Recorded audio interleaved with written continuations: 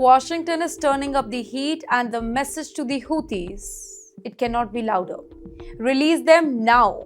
That's what the US said. You're watching TimesXP. My name is Dhrityatri, and the United States has issued one of its toughest warnings yet after the Houthi authorities in Yemen. They detained local Yemeni staff who worked or once worked for the US mission in Sana'a.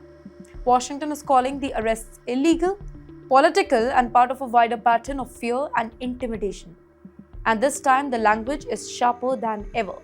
Sham proceeding, abuse, that's how the US has described the Houthi action. In a forceful statement, the US Principal Deputy Spokesperson, Tommy Pigott, accused the Houthi leadership of running a campaign of intimidation against Yemenis who dared to work with international agencies, foreign diplomats, or any outside agency as well. Well, he didn't mince his words.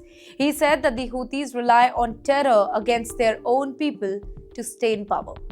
Washington says that the detentions are fake, politically motivated, and meant to send one message to ordinary Yemenis: don't work with the outside world.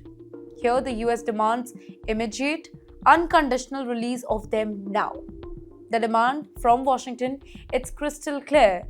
Free the staff, free them without condition, free them immediately. Now, these are not soldiers, these are not spies, not any political operators as well.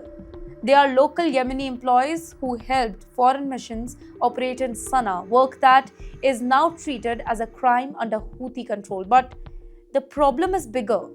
Dozens more are detained. The US is not alone here. United Nations has revealed that 59 UN personnel, Yemeni nationals, are being held by Houthis. This is no isolated incident. This is a pattern, a strategy, a tightening grip over who Yemenis can talk to, work with, or even interact with. And it comes at a time when regional tensions are soaring, from Red Sea attacks to rising pressure on the Houthis over their crackdown inside Yemen.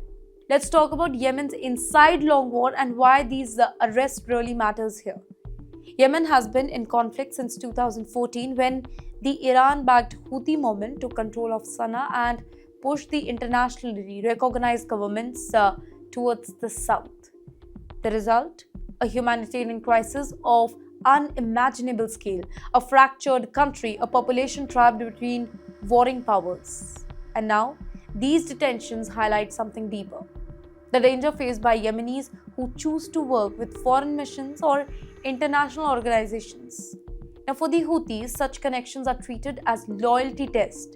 Now, for Washington and the UN, these are hostage-style tactics meant to silence Yemenis and cut them off from the rest of the world. So, the question that is looming over this crisis is: will the Houthis bow to the US pressure? Will the detainees be freed? Or will this turn into yet another international standoff with the real people's lives caught in the middle?